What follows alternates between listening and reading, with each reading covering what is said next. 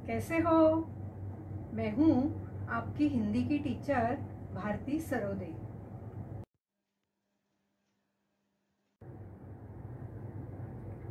नमस्ते बच्चों। कोविड-19 के इस मुश्किल दौर ने हमें अपने घरों में रहकर अपना कार्य करने के लिए मजबूर कर दिया है, लेकिन बृहन्मुंबई महानगर पालिका ने आपके लिए इस चैनल के द्वारा पढ़ने का अवसर दिया है।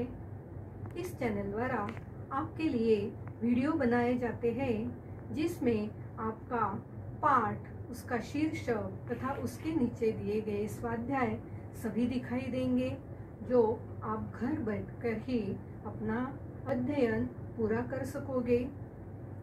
तो चलिए आज हम एक नए पाठ की ओर जाते हैं।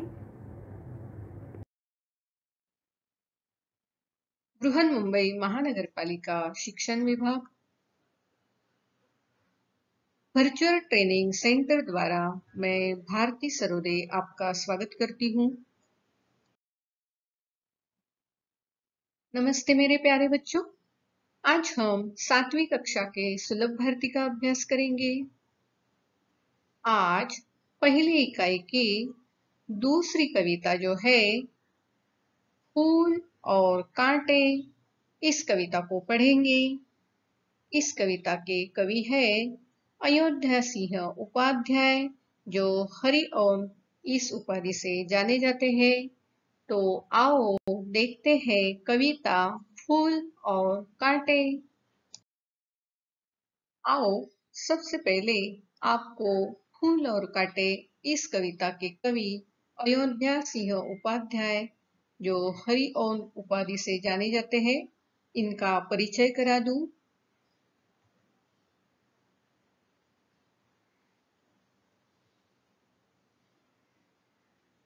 आपका जन्म 1865 आजमगढ़ उत्तर प्रदेश में हुआ। मृत्यु 1947 को हुई। परिचय: हिंदी के कवि, निबंधकार तथा संपादक थे। उन्होंने हिंदी साहित्य सम्मेलन के सभापति के रूप में कार्य किया। वे सम्मेलन द्वारा विद्या वाचस्पति की उपाधि से सम्मानित किए गए थे। उन्होंने प्रिय प्रवास नामक खड़ी बोली हिंदी का पहला महाकाव्य लिखा, जिसे मंगला प्रसाद पारितोषिक से सम्मानित किया गया था। रचनाएं: प्रिय प्रवास, पद्य प्रसून, वैदेही वनवास, अधखिला फूल, प्रेम कांता आदि। प्रस्तुत फूल और कांटे इस कविता में कवि ने यह स्पष्ट किया है कि मनुष्य विशिष्ट कुल में जन्म लेने से नहीं, बल्कि अपने कर्मों से ही बड़ा बनता है। कविता का नाम है फूल और कांटे, कवि अयोध्या सिंह उपाध्याय। आओ पढ़ते हैं कविता फूल और कांटे।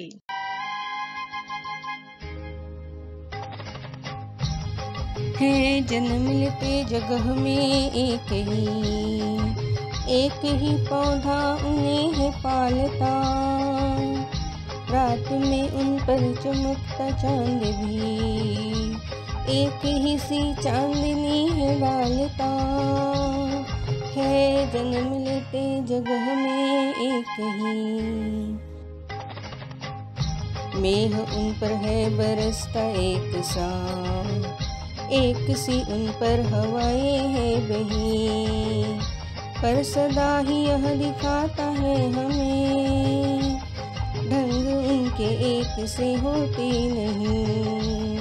है जन्म लेते जगह में एक ही, छेद कर काटा किसी की उंगलियां, फाड़ देता है किसी का वरवसन।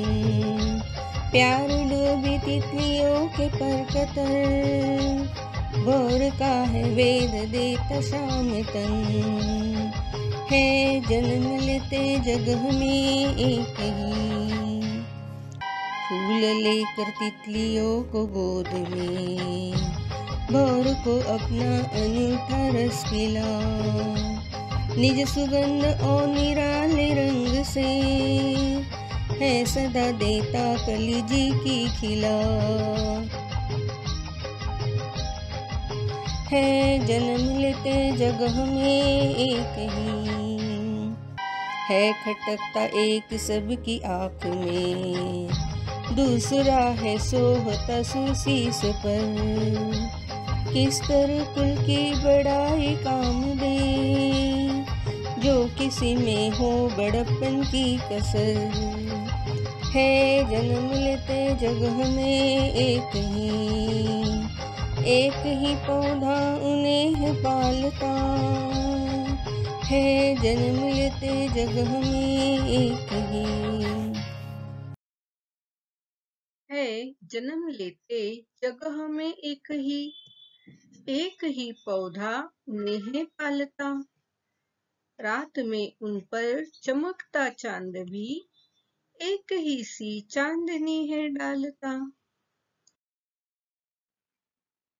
देखो बच्चों, कवि क्या कहता है कि एक ही पौधे पर ये सब फूल यहाँ खिले हैं और उसी पौधे पे कांटे भी है, तो एक ही पौधे पर ये सब पलते हैं, जन्म लेते हैं, लेकिन उनके गुण बिल्कुल अलग अलग होते हैं।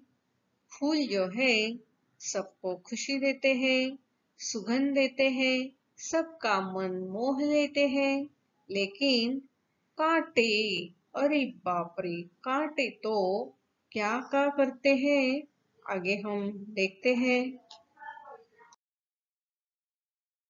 देखो तो, एक ही पौधे पर फूलों ने जन्म लिया है, उसी पौधे पर कांटे भी हैं, लेकिन जब हम इन पौधों को देखते हैं तो सबसे पहले हमारा मन कौन मोह लेता है? ये प्यारे प्यारे फूल। अगर आपको कहा जाए कि फूल के बजाय आप कांटे ही ले लो, तो क्या आप कांटे लोगे? नहीं ना, क्यों नहीं? आगे पढ़ते हैं। मेघ उन पर है बरसता एक सी उन पर हवाएं है वही, पर सदा ही यह दिखाता है हमें, ढंग उनके एक से होते नहीं। देखो बच्चों, ये जो पौधा होता है उन पर मेघ एक सा बरसता है। मेघ इसका मतलब है बादल, तो बादल पौधे के फूल पर, पौधों के पत्ते पर और पौधों के कांटे पर एक सा बरसता है, और जो हवाएं बहती है वह भी एक सी बहती है। लेकिन ये जो फूल होते हैं और कांटे होते हैं, यह हमें हमेशा यह दिखाते हैं, सिखाते हैं कि उनके ढंग, उनकी जो शैली है दूसरों के साथ व्यवहार करने की, वह एक सी नहीं होती है। तो फूल जो है हमेशा दूसरों को खुशी देते हैं और कांटे हमेशा दूसरों को चूभते हैं। देखो तो, बादलों से बारिश एक सी होती है। पेड़ हो, पौधे हो, फूल हो या कांटे हो, सभी को एक सा पानी मिलता है। बादल कभी ऐसे तो नहीं कहते हैं कि कांटे चुभते हैं इसलिए उन्हें पानी नहीं देंगे। बादल सभी को एक सा पानी देते हैं, बारिश सभी और एक सी होती है, लेकिन फूल के गुण अलग होते हैं और कांटे के गुण अलग होते हैं। देखो तो, हवा भी सभी और एक सी बहती है। यह हवा फूलों को, कांटों को, पत्तों को एक सी झोंका देती है। हवा ने कभी ऐसा कहा है कि मैं कांटों को हवा नहीं दूंगी? तो हवा भी सबको एक से मिलती है, फिर भी फूल के गुण अलग होते हैं, कांटों के गुण अलग होते हैं। छेद कर काटा किसी की उंगलियां, फाड़ देता है किसी का वरवसन। प्यार डूबी तितलियों के पर कतर, और का है वेद देता शाम तन। देखो बच्चों, छेद कर काटा किसी की उंगलियां। काटा क्या करता है? किसी की उंगलियों को छेद देता है। कांटे से छेदने के बाद उंगली से खून बहता है। या काटा क्या करता है? किसी का वसन फाड़ देता है। वसन इसका मतलब है वस्त्र। काटा किसी के कपड़े फाड़ देता है। और दूसरी ओर प्यार डूबी तितलियों के पर कतर डालता है। कतरना इसका मतलब है फाड़ना, काटना। और पर इसका मतलब है पंखुड़ियां। तो जो तितलियां बड़े विश्वास के साथ फूल के पास जाती है, उसी वक्त ये कांटा उसके पर कतर देता है। और जो भौर है, भौर यानी भौरा, ये जो भौर है, ये मधुर रस पीने के लिए फूल के पास जाता है, तो ये कांटा उसे वेध देता है। वेधना यानी घायल करना। क्या करता है कांटा वहां? ये भौर के भौरे का जो शाम तन है, शाम यानी सांवला, तन यानी शरीर, तो ये जो भौरे का सांवला शरीर है, उसे वेद देता है, उसे चुभता है, उसे वेदना देता है। तो इस तरह कांटा जो है, उसकी हर हरकत किसी को कुछ न कुछ तकलीफ देने की ही होती है। उसी तरह जो बुरे लोग होते हैं, जिनकी आदतें अच्छी नहीं होती है, वे हमेशा किसी न किसी रूप में दूसरों को तकलीफ ही देते हैं। यही बात कवि हमें फूल और कांटा, ये दोनों के माध्यम से समझाना चाहता है। देखो तो, ये सुंदर सी तितलियां बड़े प्यार से फूल के पास, पौधे के पास जाती है, लेकिन ये नुकीले कांटे जो होते हैं, वे क्या करते हैं? ये तितलियों के पर को काट देते हैं, या किसी को चूभते हैं, खून निकालते हैं, और हमारे वस्त्र को फाड़ देते हैं। देखो तो, कितने सुंदर सुंदर फूल है। ये फूल हमारा मन मोह लेते हैं। उनकी सुगंध हमें बहुत अच्छी लगती है, लेकिन उनके पास जाने से हम डरते हैं। क्यों डरते हैं? ये जो नुकीले कांटे हैं, वह हमें चुभते हैं। इसलिए इन फूलों को हम दूर से ही देखना पसंद करते हैं। देखो तो, एक ही पौधा है, एक ही पौधे पर कितने सुंदर सुंदर फूल खिले हुए हैं, लेकिन उसी पौधे पर ये बहुत सारे कांटे भी हैं, जो हमें चुभते हैं। फूल हमारा दिल जीत लेते हैं, लेकिन कांटे हमेशा चुभते हैं। फूल लेकर तितलियों को गोद में, भौर को अपना अनूठा रस पिला, निज सुगंध और निराले रंग से, है सदा देता कलीज की खिला। फूल क्या करता है? फूल तितलियों और भौरों को अपनी गोद में बिठा लेता है, उन्हें अपना अनूठा रस पिलाता है। अनूठा इसका मतलब है अद्भुत, अनोखा। और क्या करता है? निज सुगंध से, निज यानी अपने सुगंध से या पूरी तरह, और निराले रंग से, निराला यानी अद्वितीय। हर फूल का रंग अलग होता है और ये रंग भौरों को, तितलियों को आकर्षित करते हैं। तो ये फूल जो है अपनी खुशबू और सुंदरता से सबका मन मोह लेते हैं। वह तितलियों और भौरों को अपने पास बुलाकर मीठा रस पिलाता है और इनकी सदा कली जी की खिला देता है। जी की कली खिलना इसका मतलब खुश होना।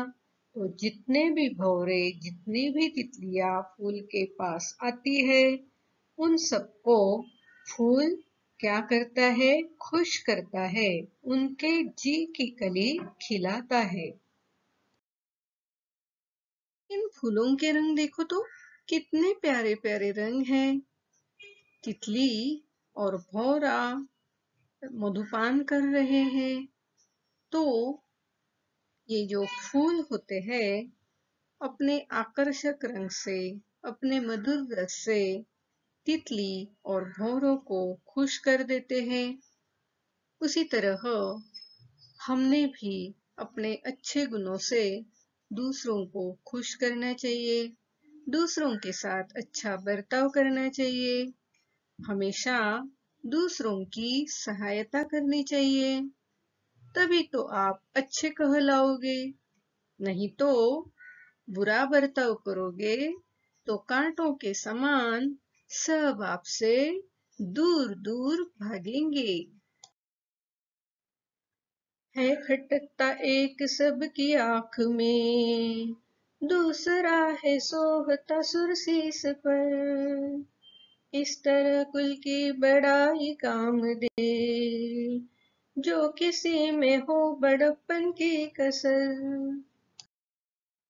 देखो बच्चों, फूल और कांटे एक ही पौधों की उपज है, लेकिन कांटा जो है सबकी आंखों में खटकता है। आंखों में खटकना इसका मतलब नजर को बुरा महसूस होना। तो दूसरा जो फूल है वह सोहता सुरसीस पर। सोहना इसका मतलब शोभा देना, सूर इसका मतलब देवता, और शीस इसका मतलब है मस्तक। तो जो फूल है वह देवता के मस्तक पर शोभा देता है। किस तरह फूल की बढ़ाई काम दे? फूल इसका मतलब है वंश या खानदान। कितना भी बड़ा वंश, कितना भी बड़ा खानदान क्यों न हो, लेकिन कुल की बढ़ाई काम नहीं देती है अगर आप में बड़प्पन नहीं है, आपके पास गौरव नहीं है, आपको प्रतिष्ठा नहीं है, या कुछ अच्छा काम करने की भव्यता आपके पास नहीं है। तो इस बड़प्पन की जो कसर आप में है, उस वक्त कुल की बढ़ाई आपको कोई काम नहीं दे सकती है। कसर इसका मतलब है अभाव, कमी या न्यूनता। तो एक ही फूल के होने के बावजूद भी फूल और कांटे इनके गुण अलग अलग है, इसलिए फूल की बढ़ाई उनके काम नहीं आती है। विशेषता जो कांटा है उसके काम यह फूल की बढ़ाई नहीं आती है, और जो फूल है वह सबको अच्छा लगता है। तो कवि यहाँ हमें फूल और कांटा इन दोनों के व्यवहार का उदाहरण देकर यह समझाना चाहते हैं कि कुल या वंश से किसी को मान सम्मान नहीं मिलता। मान सम्मान मिलता है उसके कर्मों से, उसके अपने व्यवहार से। तो अच्छे गुण हो तो ही आपको मान सम्मान मिलता है। यह बात हमेशा ध्यान में रखना बच्चों। देखो तो कितने प्यारे प्यारे फूल हैं। ये गुलाब, कोई इसे भगवान को चढ़ाता है, तो कोई इसे बालों में लगाता है। कभी कभी फूलों का गुच्छा बनाते समय गुलाब का उपयोग होता है। तो फूल के कारण, फूल के जो गुण है उसके कारण सब उसे अपनाते हैं, लेकिन साथ में जो कांटे हैं वे जरूर चुभते हैं और लोगों को दुखाते हैं। तो हमें फूल जैसा बर्ताव हमेशा करना चाहिए। देखो तो, ये बबुल का पेड़ है। बबुल के पेड़ पर कितने सुंदर प्यारे प्यारे छोटे छोटे पीले पीले फूल लगे हैं। सबका मन मोह लेते हैं ये फूल, सबको आकर्षित कर लेते हैं। लेकिन ये जो कांटे हैं, कांटों को देखकर ही लोग उनसे दूर रहते हैं। तो बच्चों, हमें भी फूल की तरह अपना व्यवहार करना चाहिए, न कि कांटे की तरह। इसे पहचाना, ये है नीम का पेड़। कितने सारे नींबू यहाँ दिख रहे हैं, लेकिन इस पेड़ को भी बिल्कुल नुकीले से कांटे होते हैं। हमें नींबू तो चाहिए होते हैं, लेकिन उसके साथ जो कांटे हैं उसे कोई भी नहीं चाहता है। तो हमें दूसरों के उपयोग में आना चाहिए, न कि कांटों जैसे चुभना चाहिए। इस कविता में कवि कहते हैं, फूल और कांटे एक ही पौधों पर आते हैं, लेकिन दोनों का स्वभाव अलग अलग होता है। इसलिए अच्छे कुल में जन्म लेने से कुछ नहीं होता। कर्म और स्वभाव अच्छा होना चाहिए। लोग उसी को अच्छा कहेंगे और सम्मान भी करेंगे। कवि कहते हैं, फूल और कांटे एक ही पौधे पर जन्म लेते हैं। उन्हें एक ही हवा का झोंका और एक ही चांद की रोशनी मिलती है, फिर भी उनके ढंग एक से नहीं होते हैं। कांटा किसी की उंगलियों को छेद देता है, तो किसी के कपड़े फाड़ देता है। कभी हंसती खेलती तितलियों के सुंदर पंखों को कतर देता है, तो कभी झूमते मंडराते गुनगुनाते भंवरे के श्यामल तन को वेद देता है, चूपता है। इसके विपरीत फूल तितलियों और भंवरों को प्यार से अपनी गोद में बिठाकर मीठा रस पिलाता है। इतना ही नहीं, फूल अपनी खुशबू और खूबसूरती से सबका मन खुश कर देता है। अच्छे गुणों का परिणाम भी आपके सामने है। स्वभाव और गुण के अनुसार ही सम्मान भी मिलता है। एक ही कुल या वंश के होते हुए फूल भगवान के सिर पर शोभायमान होता है, तो कांटे सबकी आंखों में खटकते हैं। कांटों को हमेशा रद्द कर दिया जाता है। इस कविता में हमें यह सीख मिलती है कि हमें अपने ऊंचे कुल में जन्म लेने का घमंड नहीं करना चाहिए, क्योंकि मनुष्य का वंश नहीं बल्कि उसके कर्म उसे संसार में प्रसिद्धि दिलाते हैं। ठीक उसी तरह जैसे इस कविता में फूल और कांटे एक ही पौधे पर लगते हैं, लेकिन दोनों के स्वभाव में बहुत अंतर होता है। बच्चों, आज हमने फूल और कांटे यह कविता पढ़ी है, सीखी है, उसका अर्थ समझा है। आओ अब हम सब मिलकर इस कविता को दोहराते हैं। आप भी मेरे साथ ये कविता गाना है।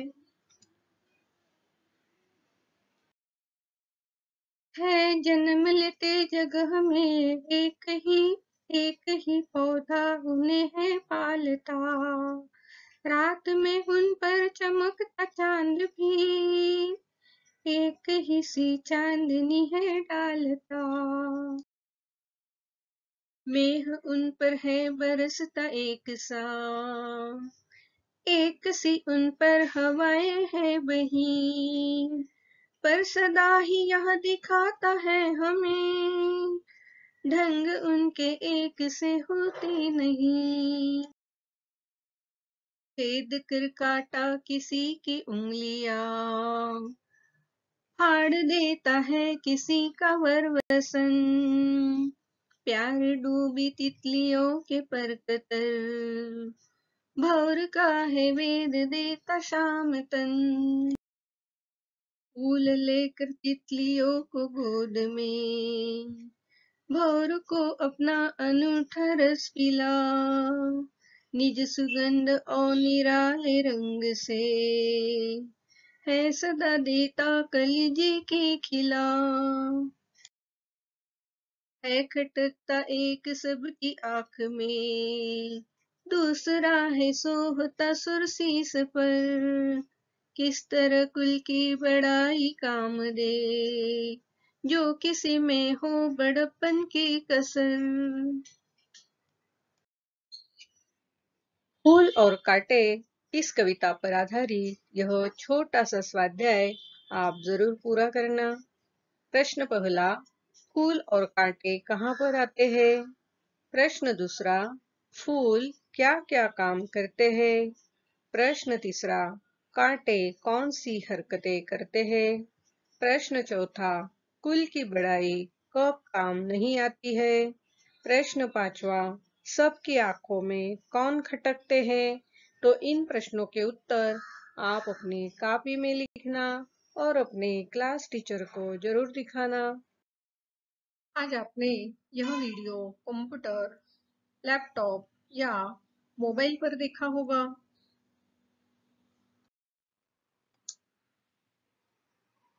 वीडियो के नीचे आपको इस तरह का एरो दिखाई देगा।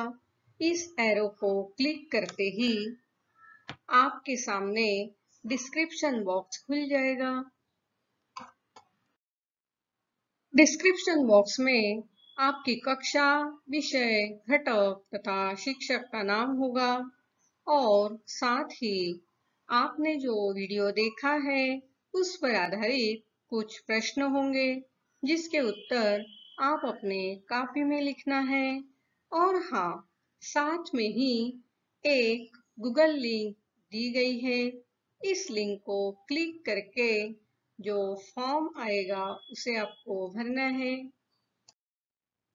इस तरह का गूगल फॉर्म आपके सामने खुल जाएगा जिसे क्लिक करके भरना है और अंत में यह जो सबमिट का बटन है उसे दबाना है। और हाँ, अगली बार 7वीं कक्षा का हिंदी विषय का वीडियो देखने के लिए हमारा ये थंबनेल जरूर याद रखना। प्यारे बच्चों, आज हमने फूल और कांटे यह कविता पढ़ी है, इसका अर्थ समझा है। इस कविता के द्वारा कवि हमें क्या सीख देना चाहता है यह भी हमने जान लिया है। लेकिन हाँ, इस कविता के अंतर्गत और अंत में जो स्वाध्याय दिए हैं उन्हें भी हमें पूरा करना है। तो अगले वीडियो में मिलते हैं फूल और कांटे इस कविता के स्वाध्याय के साथ। मेरा ये वीडियो आपको जरूर पसंद आया होगा, तो इस वीडियो को लाइक कीजिए, शेयर कीजिए, सब्सक्राइब कीजिए। मेरा ये वीडियो ध्यान से देखने के लिए आप सभी को बहुत बहुत धन्यवाद।